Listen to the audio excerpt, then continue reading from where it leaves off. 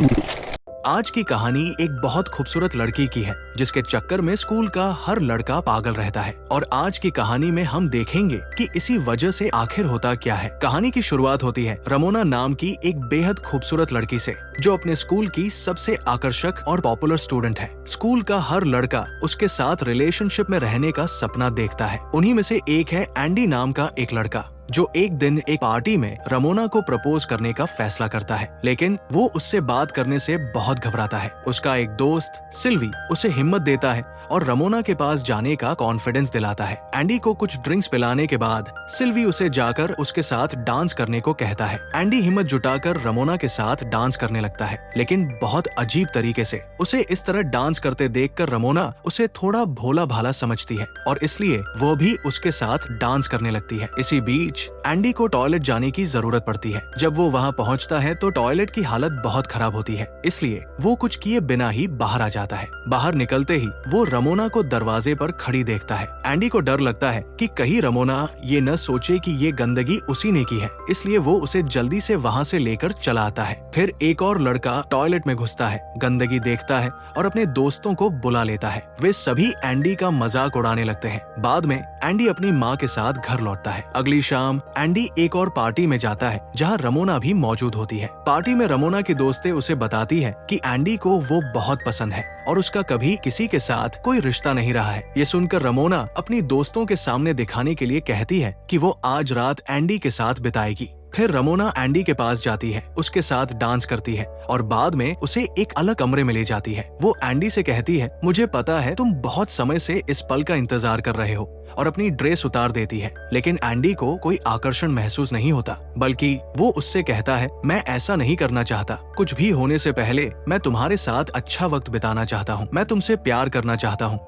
Reject होने पर Ramona गुस्से में आ जाती है और गुस्से में कमरा छोड़कर चली जाती है। अगली सुबह एंडी ये सब अपने दोस्तों को बताता है। वे नाराज हो जाते हैं और उसे मौका गंवाने के लिए डांटते हैं। वे उसे होशियार बनने की सलाह देते हैं और चेतावनी देते हैं कि रमोना को दोबारा प्रपोज करने से पहले उसे सिल्वी को रोकना होगा, क्योंकि अब सिल्वी को भी उससे इंटरेस्ट है। अगले दिन स्कूल में एंडी की सिल्वी से बहस हो जाती है और वह उसे रमोना से दूर रहने को कहता है। सिल्वी मानता नहीं है। इसी बीच रमोना आती है और बदला लेने के लिए एंडी के सामने ही सिल्वी को किस करके उसका प्रपोजल स्वीकार कर लेती है। अगले सीन में एंडी अपनी माँ के साथ गर्मियों की छुट्टियां मनाने जाता है। वे एक होटल में चेक इन करते हैं, जहां एंडी की नजर होटल की रिसेप्शनिस्ट अनामुना नाम की एक खूबसूरत लड़की पर पड़ती है। उसे वो तुरंत पसंद आ जाती है। जब वो बारटेंडर से बात करता है तो बारटेंडर उसे अनामुना से दूर रहने की चेतावनी देता है, ये कहते हुए कि वो एडल्ट वीडियो बनाती है। चेतावनी के बावजूद एंडी अनामुना के पास जाता है और अपने अजीब अंदाज में बातचीत शुरू कर देता है। अनामुना को उसका व्यवहार प्यारा लगता है और वह उसे उसी रात समुद्र के किनारे मिलने का निमंत्रण देती है। बीच पर एंडी उससे बारटेंडर की बात के बारे में पूछता है। अनामुना समझाती है कि उसने बारटेंडर के प्रपोजल को ठुकरा दिया था,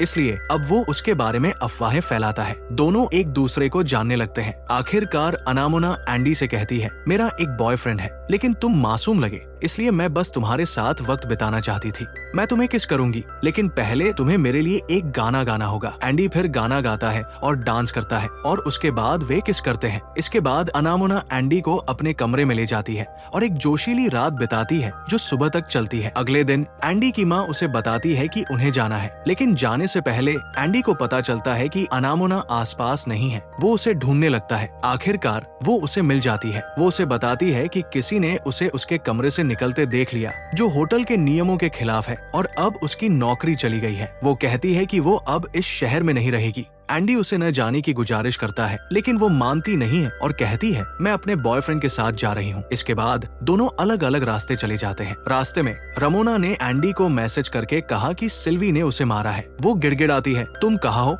जल्दी आओ। जब एंडी पहुंचता है तो वो रमोना के चेहरे पर सिल्वी के मारने के निशान देखता है। एंडी फिर रमोना को अपनी गर्लफ्रेंड अनामुना के बारे में बताता है, लेकिन रमोना को यकीन नहीं होता, क्योंकि एंडी के पास तो अनामुना का नंबर भी नहीं है। वो उसका मजाक उड़ाती है। इससे एंडी को गुस्सा आ जाता है और वो कहता है, तुम बहुत मतलबी लड़की हो, मुझे तुम्हारी जरूरत नहीं है। ये कहकर वो चला जाता है। अगले सीन में एंडी बहुत परेशान दिखाई देता है। उसे इस हालत में देखकर एंडी की माँ सुझाव देती है कि वो अनामुना से बात करे। लेकिन उसके पास उसका नंबर नहीं है। वो उसे सोशल मीडिया पर ढूंढने की कोशिश करता है, लेकिन वहाँ भी वो उसे नहीं ढूंढ पाता। बाद में एंडी होटल से अनामोना का नंबर लेने में कामयाब हो जाता है। वो उसे कॉल करके कहता है, मैं तुमसे मिलने तुम्हारे शहर आ रहा हूँ, क्या तुम आओगी? वो मान जाती है। उस रात वे क्लब में मिलते हैं और डांस करने लगते हैं। करीब आते ही दोनों क्लब के वॉशरूम में चले जाते हैं और एक बार फिर उनके बीच जोश भरा वक्त गुजरता है। लेकिन इसी बीच क्लब का एक बाउंसर उन्हें ढूंढ लेता है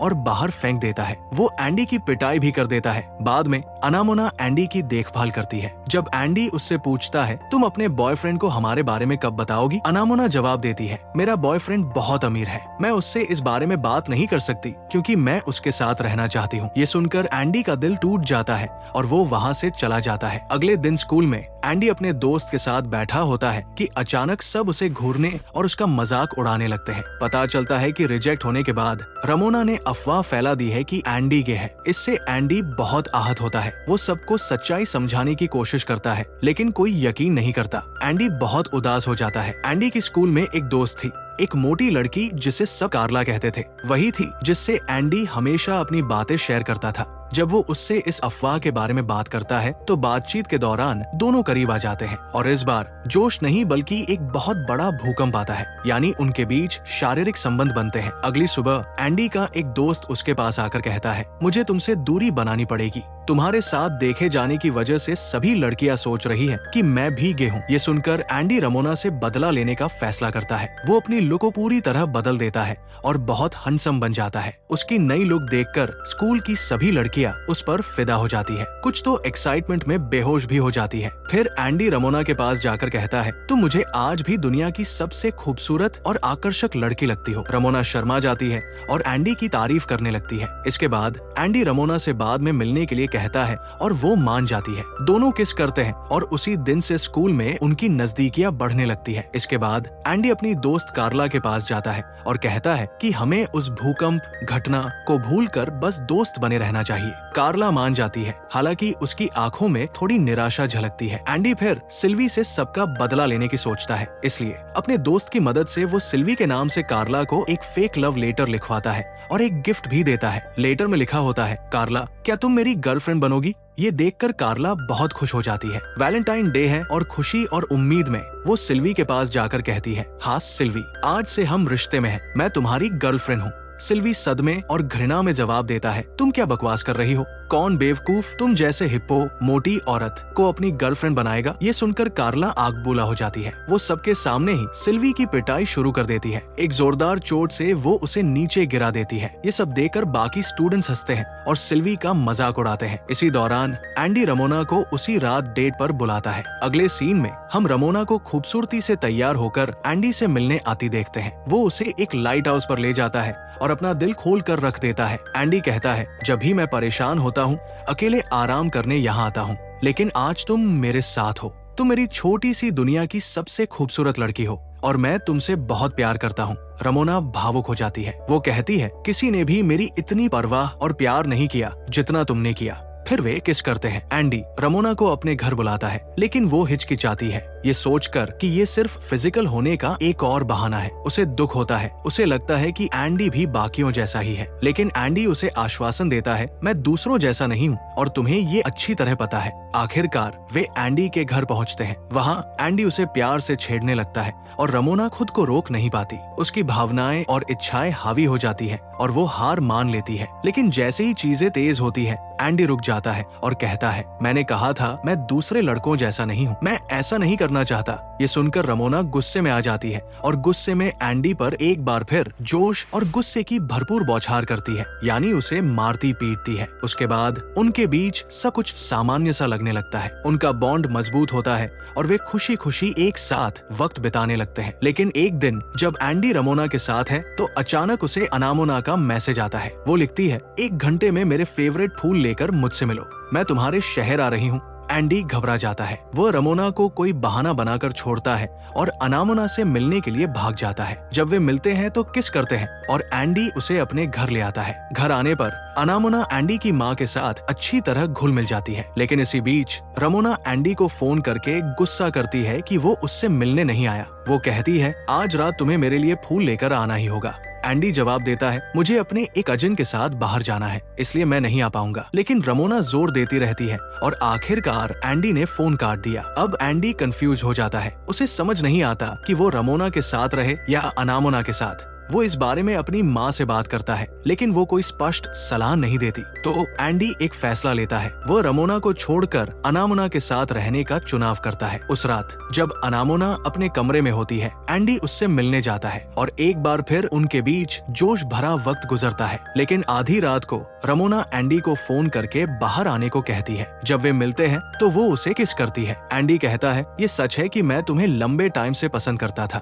लेकिन अब मैं तुम्हारे साथ रिश्ते में नहीं रह सकता, क्योंकि मुझे तुम्हारे साथ वो खुशी महसूस नहीं होती जो मैं सच में चाहता हूँ। रमोना उसे मनाने की कोशिश करती है, लेकिन एंडी अपना मन नहीं बदलता। वो उसे बाहर छोड़कर अपने घर के अंदर। कहानी अब आगे बढ़ती है और कुछ सालों बाद का एक सीन दिखाया जाता है। एंडी ने एक किताब लिखी है और अमीर और मशहूर हो गया है। उसका अनामोना के साथ भी रिश्ता अच्छा चल रहा है। एक दिन एंडी और रमोना लंबे टाइम बाद एक क्लब में फिर से मिलते हैं। वे एक दूसरे के जीवन के बारे में पूछते हैं। रमोना कहती है, मैं अब एंगेज्ड हूँ, मेरा फियांसी भी बहुत अमीर है। कुछ देर बातचीत करने के बाद वे दोनों रमोना की कार से क्लब से साथ साथ निकलते हैं। पहले तो वो अपने फियांसी की तारीफ करती है, लेकिन फिर वो स्वीकार करती है, उसके साथ मेरा रिश्ता अच्छा नहीं चल रहा है। मुझे तुम जैसा प्यार करने वाला कोई नहीं मिला, मुझे तुम्हारे साथ ही रहना चाहिए था। लेकिन एंडी अनामोना को मैसेज करने में बिजी होता है। रमोना की बातें सुनकर उसे उस पर तरस आता है। फिर रमोना एंडी को छेड़ने लगती है और एक बार फिर कार के अंदर ही जोश भरा वक्त गुजरता है। बाद में जब एंडी घर लौटता है तो अनामोना कहीं नहीं मिलती।